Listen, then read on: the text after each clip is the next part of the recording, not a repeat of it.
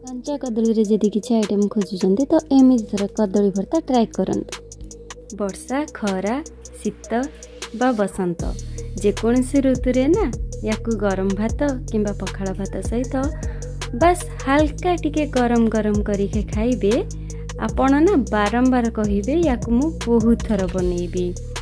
तो चलंतु देखिबा आजिर ए रेसिपी प्रणाली। प्रथमे किछि पानी रे हळदी नै कि मु काटि देछि ए कदली गुडी को परे प्रेशर कुकर रे किछि पानी नै सेथरे कटा जाइथिबा से कदली एवं से पानी को नै कि हल्का टिके लूण दे कि सिजिबा पई मु छाड़ी देली।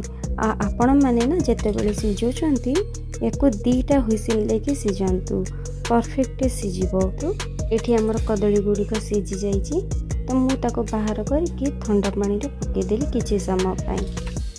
तापरे मु हेमदस्ता रे किछि रसुण को नै कि छेची देइतिली। आपण जेते भी रसुण नेबे ना तो बहुत ही टेस्ट लागिबो।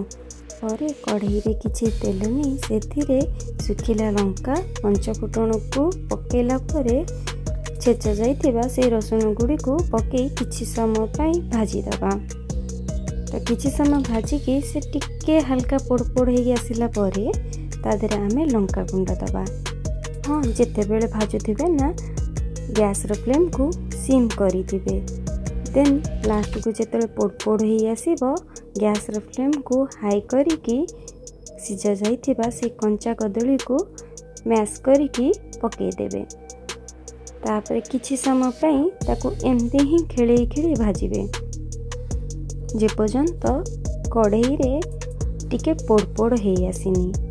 तापरे स्वाद अनुसार लूण हळदी गुंड दे किछि समय पे पुणी भाजिबे। पोड़ पोड़ हो आसिला परे ना सेथिरे किछि कटा जाइथिबा धनिया पत्र ना तार टेस्ट को डबल करी देई थाए। एबे प्रस्तुत हो गला हमर कदली भर्ता।